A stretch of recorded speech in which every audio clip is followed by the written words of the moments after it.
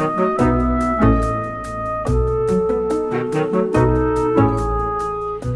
there, I'm the book lady. Oh, I'm so glad you're here today. I brought two books that are very different, but you're going to like both of them. And I think you might learn something from one of them. Monday is wash day. And you think, what? This is a look back in history. This is back a lot of years ago when we didn't really have the fancy washing machines and dryers and all that.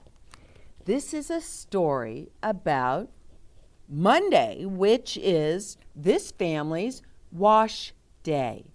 And the other reason I really liked this book is I liked the pictures. Yeah, it's just different. It's almost like they cut out the from paper, the shirt, and let's see what else, and the pants, and then put them on a picture. It's a collage, I think. I'm not an artist, but it's just a wonderful book, and we're going to learn a lot from this book too, okay? And then, who else? My friend. If I had a yellow hat, I would have worn it. But Curious George.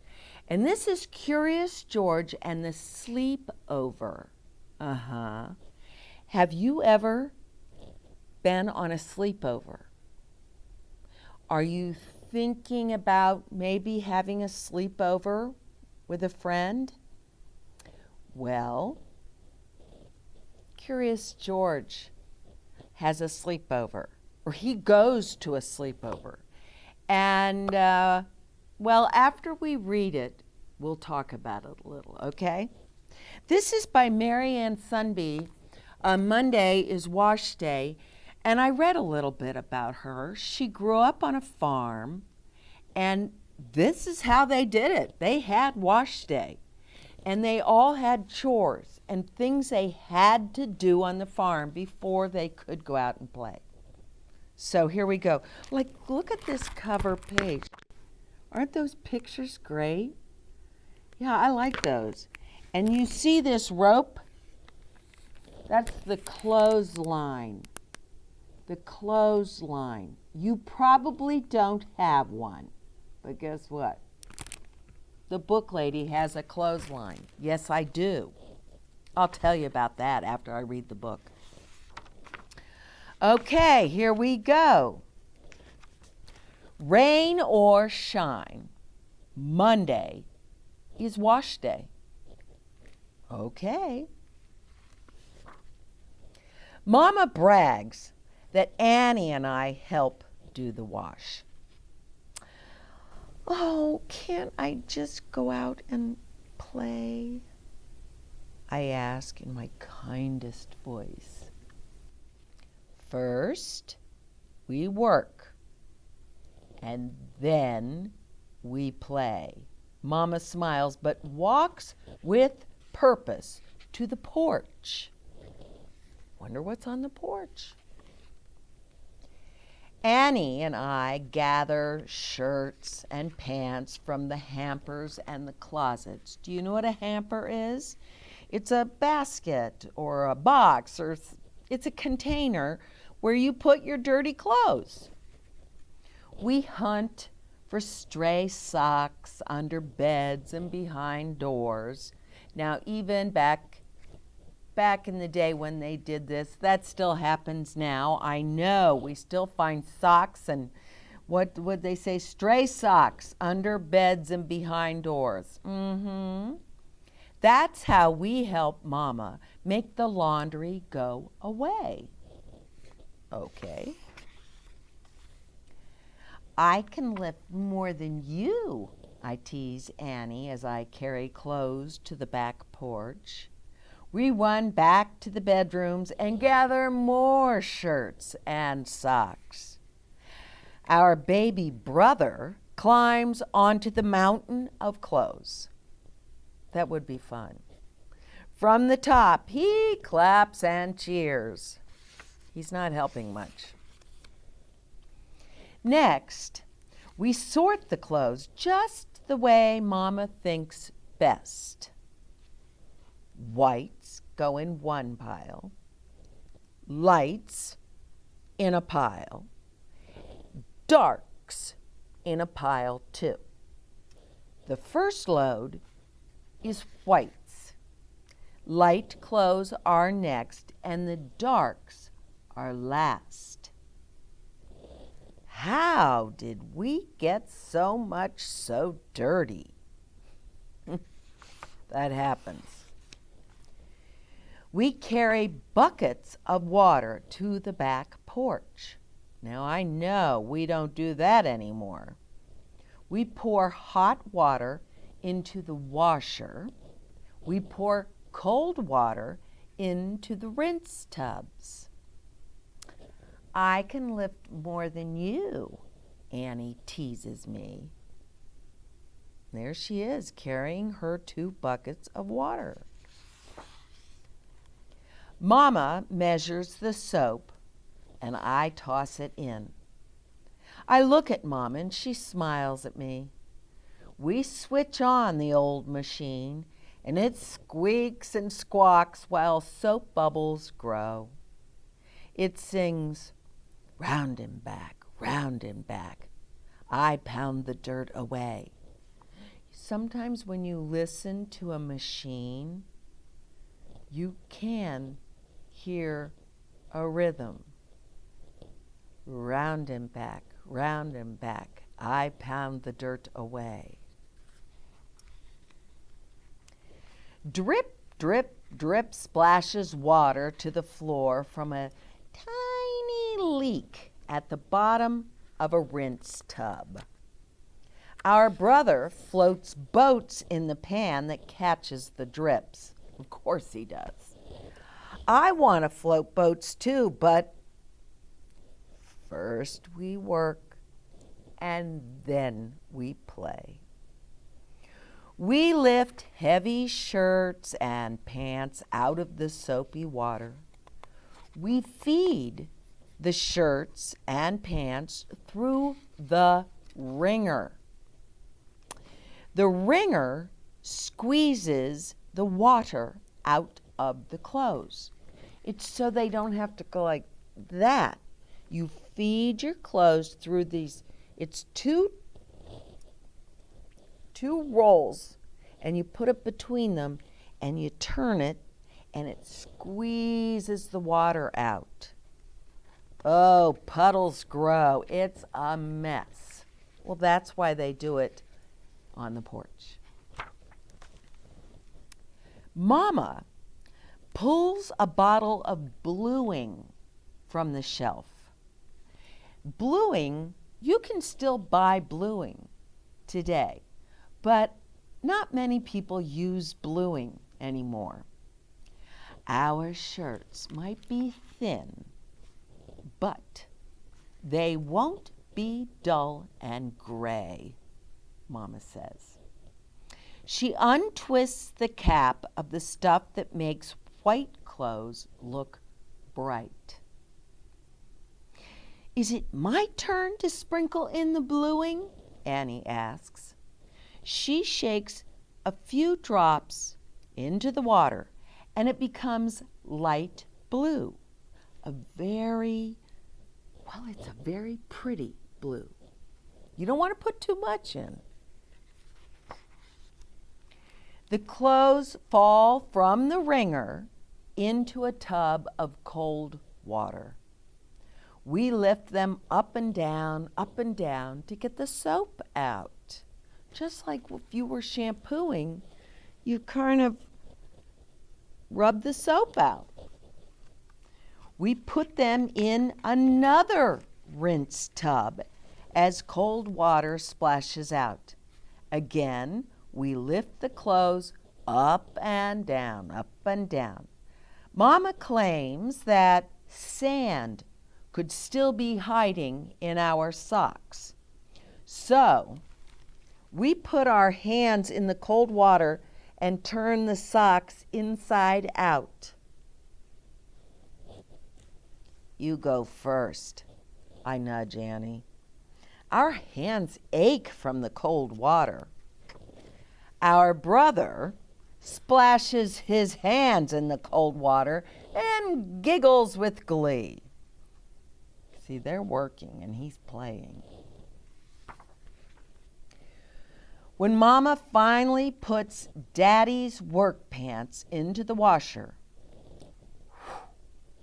Monday's wash is almost gone. We carry the wet clothes. They're wet, but they're not dripping because they can put them through what? The wringer, and it gets all the water out. Well, we carry the wet clothes to the clotheslines, and they have more than one clothesline. They have 3 for the sun and wind to dry. Soon Annie and I will go and play. Our brother crawls in the grass around the clotheslines. We hand clothespins to Mama as she shakes out the clothes, and look what I brought. She pins them to the line. Let's say you had a towel. You shake it out, and then you pin it on the line. Boom. These are clothespins.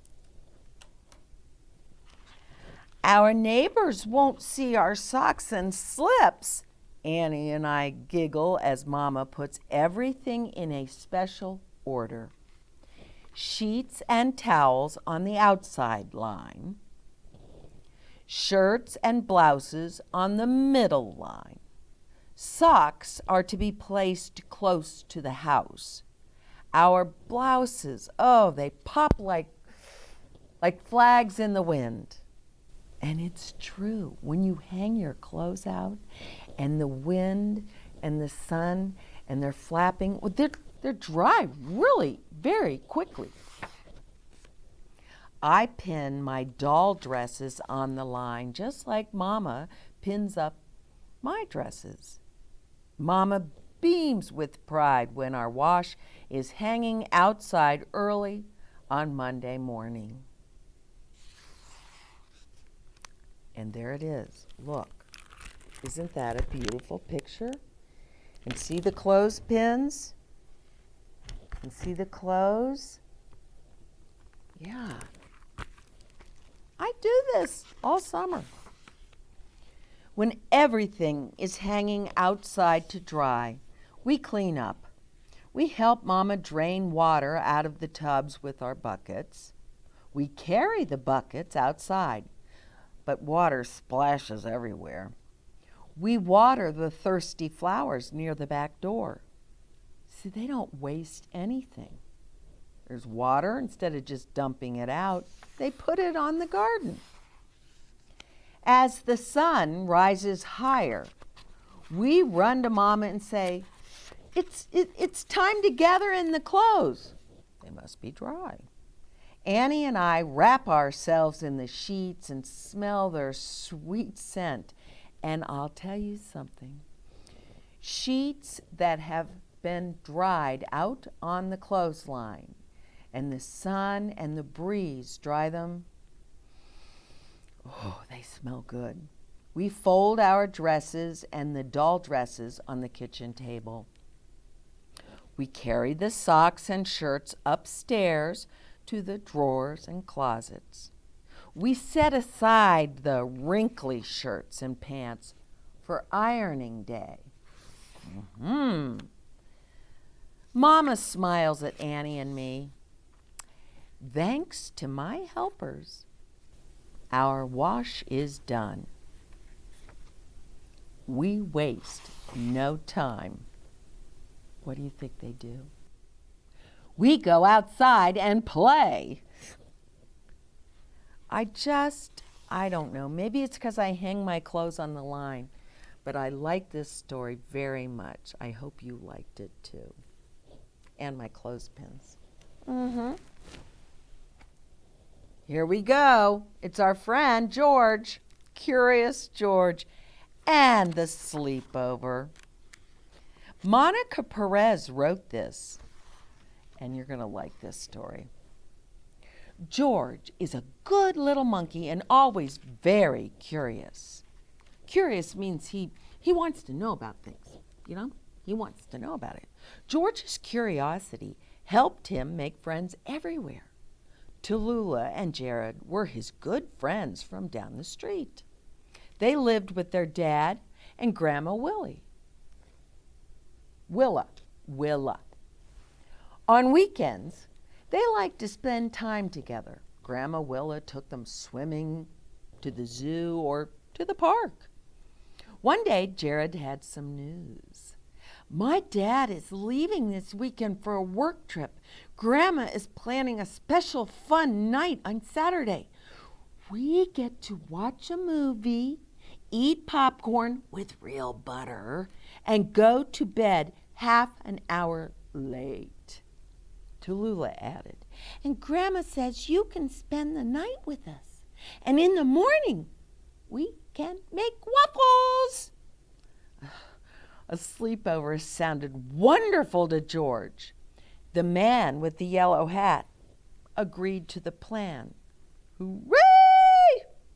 The man with the yellow hat is who Curious George lives with. It was only Wednesday, so George had plenty of time to prepare for his first sleepover. He was curious about his new sleeping bag, so he tried it out. On Thursday, he borrowed the man's backpack.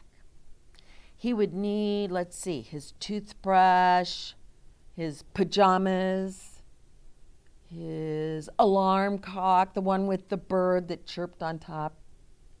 Oh, a flashlight, and snacks. On Friday, George, he had to pack more snacks because he had eaten all the bananas in the bag. Then he packed 2 suitcases full of toys. His friend suggested that George might want to travel with less. So George settled on taking his favorite toy, Lola. Lola looks like a little stuffed bunny. On Saturday, George was still excited, but a funny feeling had begun to settle in the pit of his stomach. It started out small, as if maybe George had eaten too many cookies. But as the night wore on, that feeling began to grow. Are you excited, George? The man asked. Perhaps George was a little excited, but he was nervous too. The doorbell rang. Tallulah and Jared burst through the door, chattering away about their plans for the evening. They had made George a red sash with blue letters that said, Guest of Honor. For a moment, George forgot about being worried. He proudly wore the sash down the street and into his friend's house. Even when it came time for George to say goodbye to the man with the yellow hat, George didn't remember he had been nervous because he was helping Tallulah set up a tent in the living room. How fun is that? George and his friends had a busy evening. They watched a movie and ate popcorn. They had a pillow fight. And when it was time for bed, they brushed their teeth, changed into their PJs, and climbed into the tent. This looks like so much fun. Tallulah and Jared fell right to sleep. But George didn't. The floor was a little hard, and he missed his bed at home.